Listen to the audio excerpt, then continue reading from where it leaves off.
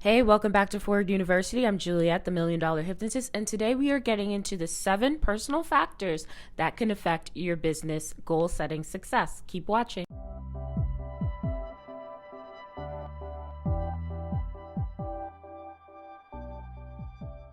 All right, so we're going to get into the 7 personal factors that can determine your business success and also your goal-setting success and also your manifestation success. Any type of thing that you're using to hit your goals, this is going to affect the process. And the reason why I came down to these 7 things is because I've run almost 500 hypnotherapy sessions. And then when people sign up to get a hypnotherapy session with me, I send them a questionnaire. And in the questionnaire, there are several questions, but 7 key things that I need them to find out about themselves in order for me to devise a plan not only to release the top 55 blocks, but also to devise a customized plan of action for them to hit their goals. And it'll also give me insight as to why they set the goals that they set.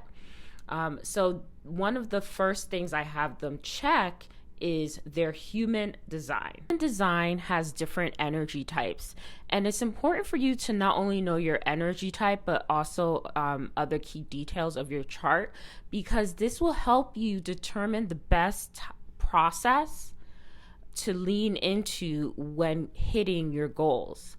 You'll understand how your energy flow works so you can easily tap into flow state and not drain yourself, not focus on things or aspects of your business that drain you, because there's a reason why you don't want to do that task. And knowing your energy type can give you insight as to why. And then also it gives you a head start or heads up as to some of your weaknesses or some of your coping mechanisms in business. For example, when people complete that they're projectors, oftentimes during a session, they will list out every single certification, every single retreat, every single course that they become kind of course addicts, a lot of projectors. And so what I do, I tell them, I said, okay, stop taking these courses, stop going on these retreats, stop. It's time to actually take action. And for them, we need to devise the signs for them to know when to take action. So that is just one of the things that I look for when people sign up with me with one-on-one sessions, their energy types, because it gives me insight as to why they're stuck in launch mode. Personal factor or thing to look at within yourself are your astrological placements. Now, there isn't just like one type of placement that is good in business. Like, oh yeah, you're a Capricorn, so you're going to do well in business. No, you actually have to look at your different houses in your astrological chart and how they relate to each other. Or you can look at specific parts of your chart, like your midhaven or your 10th house, to get started and then figure out what that means to you. So I have people type in to get their astrological chart, and then I kind of look at their chart to see what aligns, what doesn't, and how they should navigate something like Mercury retrograde or equinox, different things like that. So that's how your astrological placements come into play when running your business. It really helps you with the timing of your launches, the timing of new product releases, the timing of showing up or taking a break. The next thing is your life path number. Your life path number could give you insight as to why you chose a specific business model or business type, or what your purpose is in this role, or what role you should take or lean into within your business. For example, if your life path number is 7, it's one as a solitary student. So you're fine making YouTube videos and sharing your knowledge with a large community, but perhaps you wouldn't like the intimacy of one-on-one coaching. So knowing your life path number gives you greater insight into your business style and your business model. The next thing you should look into or discover by yourself is your Enneagram type. So with your Enneagram, you are able to really identify your blind spots, really identify what negative coping mechanisms you have and how that may be impacting your business, so you can be able to show up as the highest version of yourself.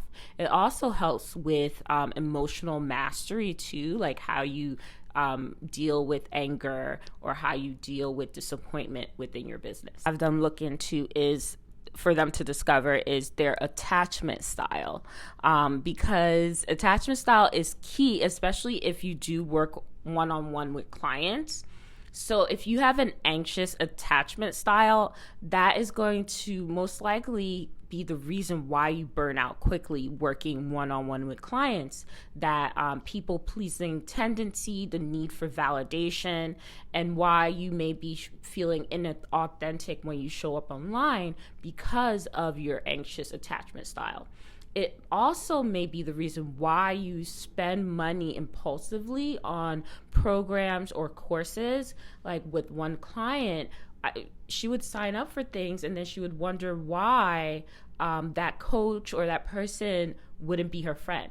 You cannot sign up with a person, a coach, or anyone to have them become your friend. That is not how you make friends with someone online, by joining their program. Sure, like that can give you access to them, but friendships and things like that, they're not transactional, or they shouldn't be. So that's just an example of spending inappropriately, spending your time inappropriately with clients. So knowing your attachment style and working through it can really, really save you a lot of time and money in your business. The next thing I have people kind of look at is their identity. So if you are someone with multiple marginalized identity, I need you to start to look inward to see if you've internalized any oppressive ideas about your identity, because that can really impact how you show up in your business and what you expect to receive in your business.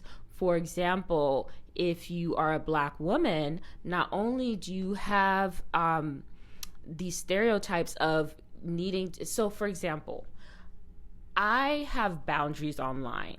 And a lot of people are not used to women setting these strong boundaries online. Like, sure, people can ask me questions, but I don't feel obligated to answer every single question that's posed to me online, especially if it's like a coaching question. Like, if you need me to make an entire detailed business plan for you off a TikTok video, then you need to book a session. But a lot of people are not used to women setting those boundaries or women being firm. So then they would see me as a diva or bitch. And I'm okay with that, because I'm not internalizing that. I'm not thinking because I'm a woman or a Black woman, I need to prove myself to anyone, or I need to be extra nice to anyone. I'm going to stand my ground and do what I want in my business and put my needs first before a stranger online.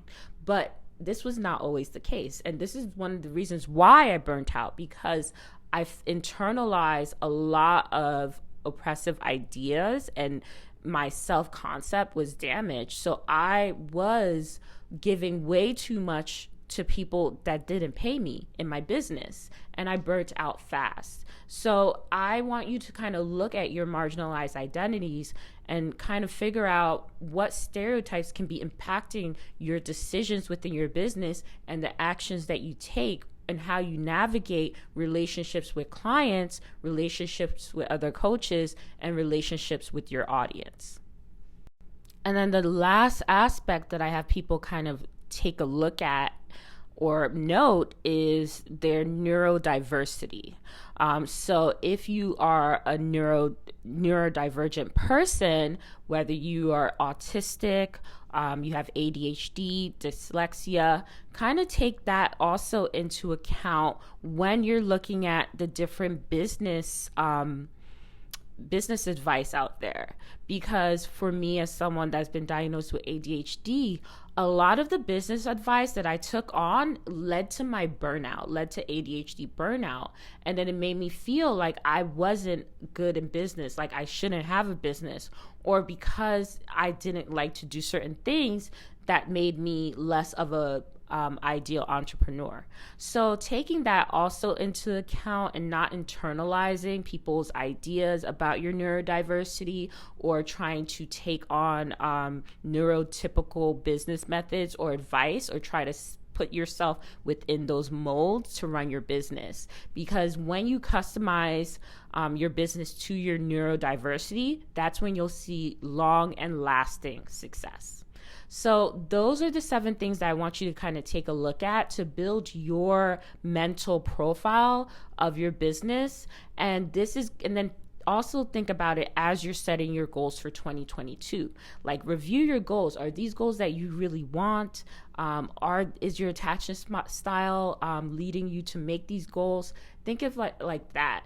And I go deeper into this with my one-on-one clients. And if you're not ready to invest in a one-on-one session, you can also join me for the entire year, all of 2022, and get your shift together. It's a year-long program, and we work together to unravel a lot of these factors, or align a lot of these factors with a business that works with you in mind. Thanks for watching. I'll see you in the next video.